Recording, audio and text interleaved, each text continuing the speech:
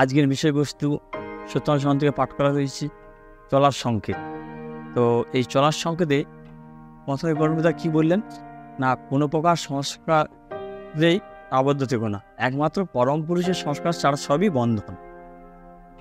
তো এই সংস্কারটা আমাদের কিন্তু আছেই, সংস্কারটা প্রত্যেকেরই আছে, জন্ম থেকেই তৈরি থাকে এই সংস্কার। কেমনভাবে না, সংস্কার কথার মানে ব্যুৎপত্তিগত অর্থগত মানে যদি দেখা যায় না, সম্যক প্রকারে পড়ায় প্রাপ্তিকে বলা হয় সংস্কার। তাহলে এই সংস্কারিত হতে গেলে পড়তে হবে আমাদেরকে। আর কি হয় না, আমাদের সংস্কার কেমন আছে না, একটা ছোট বাচ্চা ছিল, সে কিন্তু তার মাকে মা বলে বাবাকে বাবা বলে, তার মানে তার সংস্কারিত না থাকলে কিন্তু ওটা বলতে পারতেন না। তো তাহলে কি হয় না, পরম পুরুষ যখন আবির্ভাব হয় যুগীভাবে আবার সংস্কারিত করে। দেখুন গদা বাংলা কথায় মেটো কথায় আমরা বলি একটা খাল বিলকে বলি সংস্কার হবে, একটা পুরনো বাড়িকে বলি সংস্কার হবে। তার মানে সংস্কারিত হয়েই আছি। তাই তো পরমপিতা বললেন, কি বললেন সত্যনারায়ণ, যে শ্রদ্ধা নেই এমন তো মানুষ নেই। তার মানে সংস্কারিত হয়ে আছি আমরা, শ্রদ্ধা আমাদের মধ্যে আছেই। তাই তিনি এত জোর দিয়ে কথাটা বললেন যে শ্রদ্ধা নেই এমন তো মানুষ নেই। তার মানে আমরা প্রত্যেকের মধ্যে সংস্কার আছে, কারো কম কারো বেশি। ওই সংস্কারকে আবার নতুনভাবে সংস্কারিত করার জন্যই তার আগমন। ধর্মের গ্লানি ফ্লানি কিছু নয়।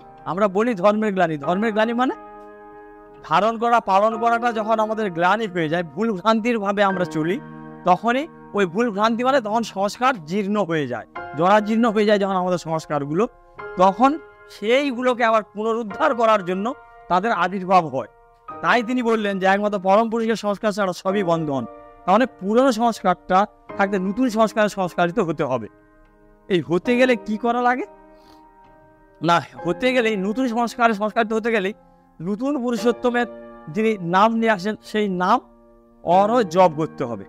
আর এই সংস্কারের জন্ম কথা থাকবে না, সংস্কারের জন্ম হচ্ছে একটা বাণী ছড়া আছে যে অভ্যেসেরই ঝর্ণা থেকে জন্মে সংস্কার। তাহলে এই সংস্কারিত হতে গেলে আমাদের অভ্যেস করা লাগবে।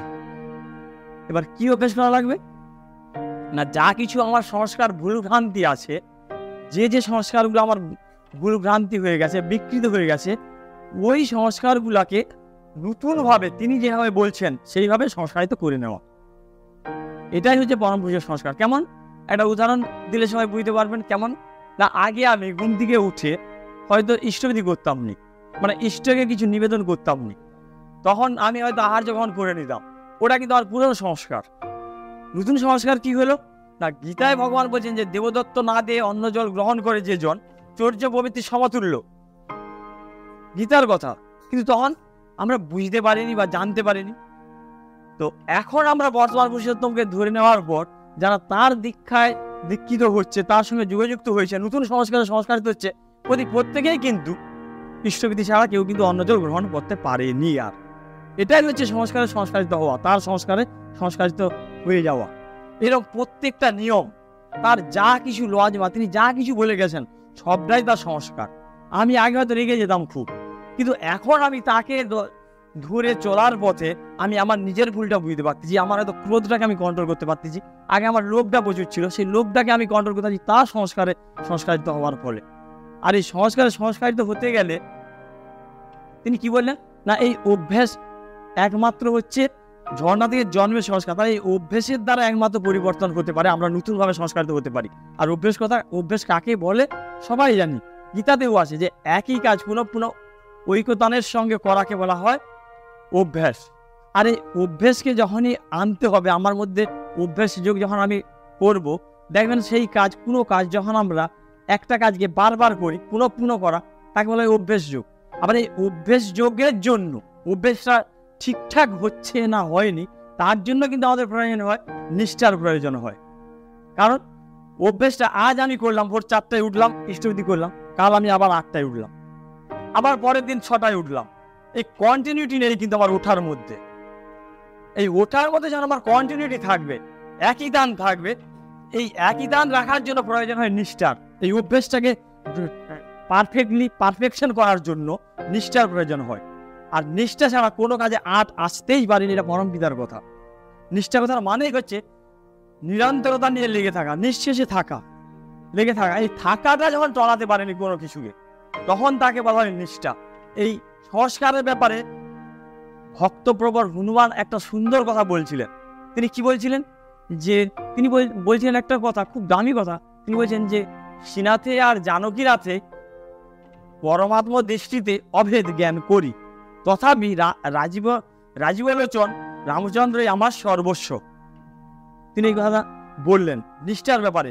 নিষ্ঠা মানে নিজেকে ডুবি দেওয়া, তাকে বলা হয় নিষ্ঠা। কোনো জায়গায় নিজেকে পুরোপুরি ডুবি দেওয়াকে বলা হয় নিষ্ঠা।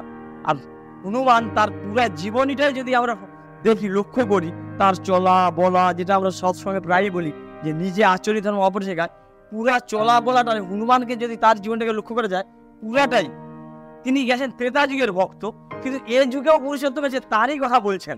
তাহলে কত বড় ভক্ত ছিল ভাবুন, কত বড় নিষ্ঠা নিপুণ ছিল। তাই তিনি এই কথা বলতে পারেন যে শ্রীনাথে আর জানকীনাথে একই, পরমাত্ম দৃষ্টিতে অভেদ, তথাপি রাজীবলোচন রামচন্দ্রই আমার সর্বস্ব। তার মানে রামচন্দ্র এবং শ্রীকৃষ্ণ দুজনেই একই, পরমাত্মা দৃষ্টিতে সবাই পরমাত্মার সৃষ্টি একই, কিন্তু তথাপি আমার রামচন্দ্রকেই ভালো লাগে। তিনি বলছেন তিনি কৃষ্ণের মতো রামচন্দ্রকেই খুঁজতেন যে এই আমার রামচন্দ্র। তো সেই রকম নিষ্ঠাবান যদি আমরা হতে পারি, তাহলে ওই সংস্কার আমরা সংস্কারিত হতে পারছি কিনা তার নিরপরক হচ্ছে কেমনতর ভাবে, তার নিরপরক যে আমি কতটা তার সংস্কারিত হতে পারছি। ঠাকুর বলছেন যে তোমার সঙ্গে যখন কেউ দুর্ব্যবহার করে, কেউ যখন তোমার নামে নিন্দা বলে বেড়ায়, কেউ যখন তোমাকে বিভিন্ন মানুষের কাছে অপমান করে দেয়, তখন তুমি নিজেকে কতটা সহ্য করতে পারো, কতটা তুমি তাকে সহন বহন করে চলতে পারো, তার সঙ্গে সুসম্পর্ক রাখতে পারো কিনা। এখানে বুঝে যাবে তোমার নিষ্ঠা কতটা আছে, তোমার সংস্কারে তুমি কতটা তার সঙ্গে সংস্কারিত হতে পারছো। তো আমরা সবাই, ঠাকুর এসে কি দিলেন, ঠাকুর এসে বললেন দীক্ষা শিক্ষা বিবাহ। দেখুন, আগে আমরা জানতাম শিক্ষা দীক্ষা বিবাহ, বা আমরা এটাও জানতাম শিক্ষা বিবাহ দীক্ষা পুরনো সংস্কার। সব বাড়ির গুরুজনদের একটা কথা জিজ্ঞাসা করুন যে আমি দীক্ষা নিতে যাই, যদি কোনো 6 বছর 8 বছর 10 বছর 11 বছর 12 বছর 14 বছরের ছেলে বলে দীক্ষা নেবো বা মেয়ে বলে দীক্ষা নেবো, তার গার্ডিয়ান প্রথমেই বলবে যে বিবাহের পরে দীক্ষাটা স্বামী স্ত্রী একসঙ্গে নিতে পারলে খুব ভালো হয়। দীক্ষাটাকে আমরা সবাই লাস্টে করে দিয়েছিলাম, পুরনো সংস্কার। তিনি এসে নতুন সংস্কার দিলেন কি, তিনি বলেন দীক্ষা শিক্ষা বিবাহ। তাই তো তিনিই বলতে পারেন একমাত্র দীক্ষা নিয়ে শিক্ষা ধরে আচার্যকে করে সার, আচরণী বদজনে জ্ঞানের সাগর হনাপার। যদি কাউকে জ্ঞানী হতে হয়, যদি কাউকে সব গুণে গুণান্বিত হতে হয়, তাহলে প্রথমে সর্বাঙ্গে তার দরকার দীক্ষা। বিনা দীক্ষায় জ্ঞানী হতে পারেনি, যদিও জ্ঞানী হতে পারবে বিনা দীক্ষায়, তথাপি সে জ্ঞানের কোনো আর্থ থাকবে না। জ্ঞান মানে যে যা অন্যের মঙ্গল করে তাকে বলা হয় জ্ঞান, আর যা অন্যের ক্ষতি করে তাকে বলা হয় অজ্ঞান। ঠাকুরকে তো বুঝতে পারলাম, যা অন্যের, কেউ আমার নামে নিন্দা করছে, তথাপি তুমি তার নামে ভালো সুখ্যাতি করে যাও, ওটাই জ্ঞান। কিন্তু তুমি তথাপি তার নামে যদি প্রতিশোধ ক্রিয়া জাগাও, তাহলে কিন্তু তোমার অজ্ঞানে তুমি রাজত্ব করছো, তুমি এখনো পরম পুরুষের সংস্কারে সংস্কারিত হতে পারোনি।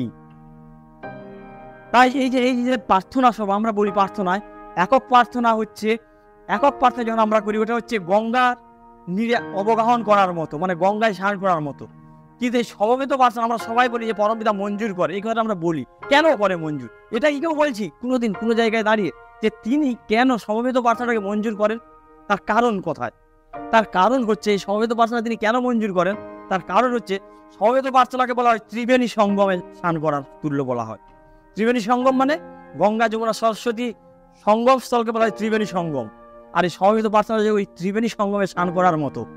এই সমবেত প্রার্থনায় আজকে আমরা অদৃশ্য, মানে আমাদের কাছে দৃশ্য নয়, যা কত মহাত্মা আত্মা এসে এখানে উপস্থিত হয়ে আসে, বিগত ভক্তপ্রাণ সমস্ত আত্মা এখানে আসে, এবং আগত যেসব আত্মা জন্মগ্রহণ করবে তারাও এই সমবেত উপাসনায় থাকে। তাই তিনি মঞ্জুর করেন এই সমবেত প্রার্থনাটাকে।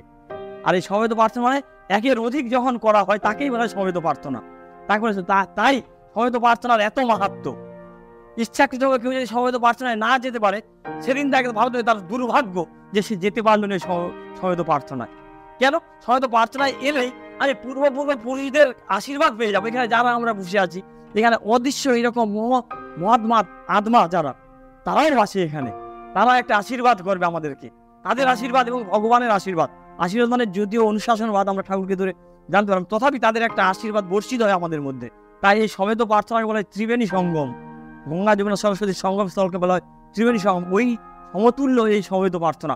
তাই পরমপিতাও মঞ্জুর করেন, কারণ পরমপিতা সর্ব জায়গায় সর্বাঙ্গে তিনি কিন্তু পূর্বতনকে আগে অগ্রাধিকার দিয়েছেন, তারপর নিজেকে। সবসময় আগের মানুষকে তিনি শ্রদ্ধা দেখাইছেন, নিজের প্রতি কিন্তু নয়। তো এই সংস্কার সংস্কৃত হতে গেলে নিষ্ঠার প্রয়োজন। আর যখনই নিষ্ঠা থাকবে তার সঙ্গে দুটো ছায়ার মতো জিনিস লেগে থাকবে, একটা হচ্ছে আনুগত্য, একটা হচ্ছে কৃতিসম্বেগ। আনুগত্য কথার মানেই হচ্ছে আদর্শকে, কোনো এক আদর্শকে গ্রহণ করে অনুসরণ পূর্বক গমনকে বলা হয় আনুগত্য। আর কৃতিসম্বেগ কাকে বলে? কোনো কর্মকে সুষ্ঠুভাবে শুভভাবে করাকে বলা হয় কৃতিসম্বেগ।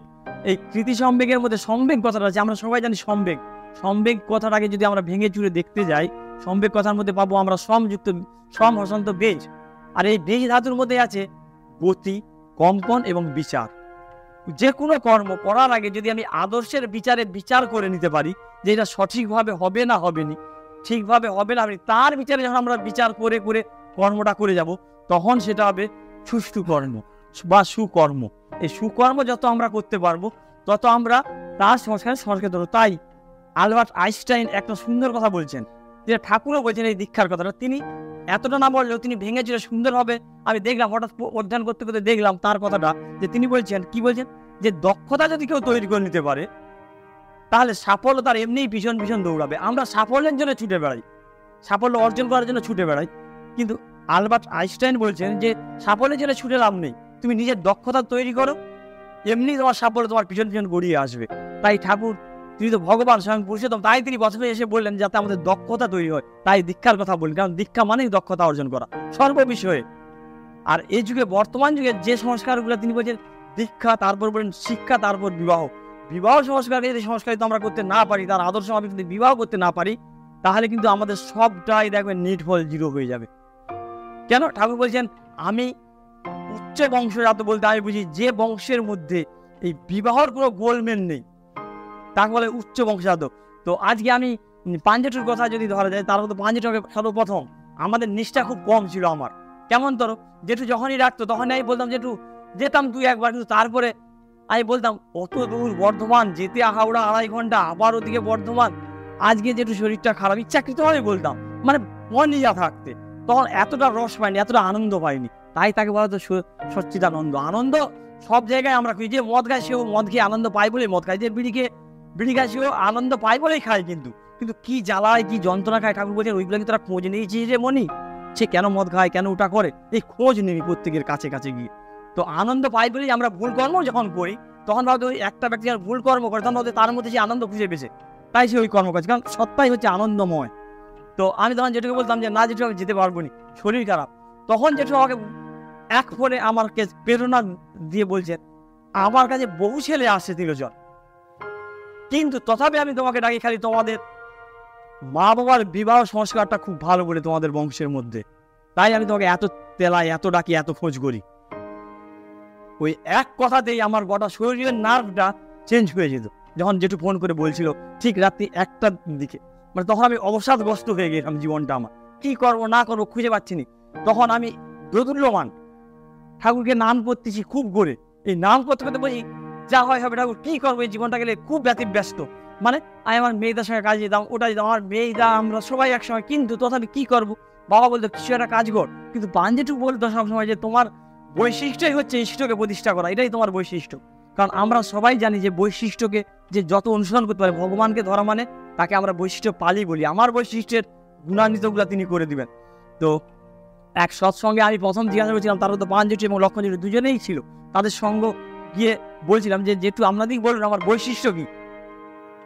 ঠাকুর বলছেন যে তুমি তোমার বৈশিষ্ট্যকে অনুসরণ করো, তোমার বৈশিষ্ট্য মাফিক চলো, তাকে প্রতিষ্ঠা করো তোমার বৈশিষ্ট্যের মধ্যে। আপনি বলুন এই বৈশিষ্ট্য কাকে বলে, বৈশিষ্ট্য কি? তখন উত্তর দিয়েছিলেন পাঞ্জেটু যে বৈশিষ্ট্য মানে সবের থেকে আলাদা যা গুণ তোমার, তাকে বলা হয় বৈশিষ্ট্য। পরে আমি অধ্যয়ন করে দিলাম, ঠিকই কথা পাঞ্জেটু বললেন। আমি যখন অধ্যয়ন করলাম ঠাকুরের, তখন দেখলাম যে হ্যাঁ, বৈশিষ্ট্য মানে হচ্ছে সবের থেকে আলাদা যে গুণটা আমার আছে, সেটাই আমার বৈশিষ্ট্য। প্রত্যেকের এরকম আলাদা কোনো না কোনো গুণ আছেই, কেউ কারো মতো নয়, আর সেটাই তার বৈশিষ্ট্য। তো তখন আমি পাঞ্জেটুর কাছে ছুটে যেতাম।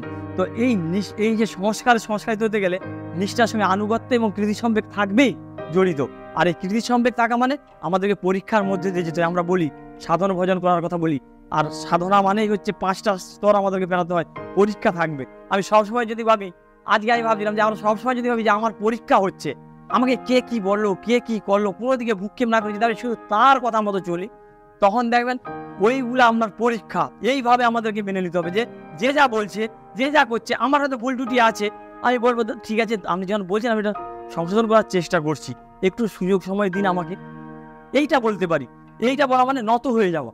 আর পরীক্ষা হচ্ছে ওইগুলাই যে ঈশ্বর অন্যকে দিয়ে আমাকে পরীক্ষা করছে, আমি কতটা ধৈর্য সহ্য গ্রহণ করতে পারছি, এই পরীক্ষা দিয়ে আমাদেরকে যেতে হয়।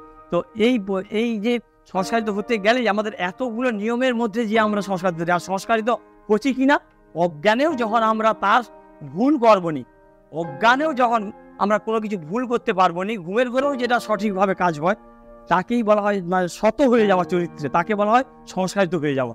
তো এই পরিবারের, এবং আরও যে দাদারা আছে খুব সুন্দরভাবে বলবে, এই পরিবারের প্রতি প্রত্যেকের মঙ্গল প্রার্থনা করি। এবং আর একটা কথা, লাস্ট কথা বলে আমি রেখে দিচ্ছি, যে এখন বর্তমান যুগে প্রত্যেকেই কিন্তু বেশিরভাগ গ্যাস অ্যাসিড অম্বলে ভুক্তভোগী, প্রায়। কিন্তু বর্তমান পরিস্থিতি একটা সদাচারের বাণী আমি বলে রেখে দিচ্ছি। তিনি বলছেন কি, ভিজা পায়ে আহার্য গ্রহণ, শুকনো পায়ে নিদ্রাগমন, এই একটা বাণী তিনি দিয়েছেন। এই বাণীর ব্যাখ্যা বোঝার জন্য শরৎ হালদারদা ঠাকুরকে প্রশ্ন করছিলেন যে ঠাকুর, আপনি যে বাণী দিলেন ভিজা পায়ে আহার্য গ্রহণ, শুকনো পায়ে নিদ্রাগমন, এটার ব্যাখ্যাটা একটু করে দিলে বুঝতে সুবিধা হয়। তখন ঠাকুর বললেন যে ভিজা পায়ে আহার্য গ্রহণ করলে কি হয় না, আমাদের ব্লাড সার্কুলেশন, রক্ত সঞ্চালন ক্ষমতাটা নিম্নভিমুখী হয়, তখন আমাদের যকৃতে গিয়ে, প্যানক্রিয়াসে গিয়ে ওটা হজম করতে সুবিধা হয় আমাদের যে কোনো খাদ্যকে। তাই ভিজা পায়ে আহার্য গ্রহণ করার কথা বলা হয়েছে। আর শুকনো পায়ে নিদ্রাগমনের কথা কেন বলা হয়েছে না, শুয়ে যাওয়া মানে গোটা শরীরের মধ্যে রক্ত সঞ্চালন হয়, ব্লাড সার্কুলেশন হয়, তখন আমাদের ঘুম ভালো হয়, হার্ট ভালো থাকে। এই জন্য আমি এই বাণীটা দিয়েছি শরৎদা। তো এইরকম যারা এতে, তাহলে কি হবে, আমরা যদি এই অভ্যাসটাকে সংস্কারিত করতে পারি, একদিন হয়তো ভালো হবে না, কারণ আচরণের মধ্যে দিয়ে করা তো 1 বছর পরে কিন্তু দেখবেন আপনি অনেক সুস্থ থাকবেন, অনেক আপনার গ্যাস অ্যাসিড হজমের দুর্বিপিকা দূর হয়ে যাবে। তো এই বলে আমি এই পরিবারের মঙ্গল, এখানে বসে দাদা ও মায়েদের এবং পারিপার্শ্বিক প্রতি প্রত্যেকের মঙ্গল প্রার্থনা করে এখানেই রাখলাম। জয়গুরু।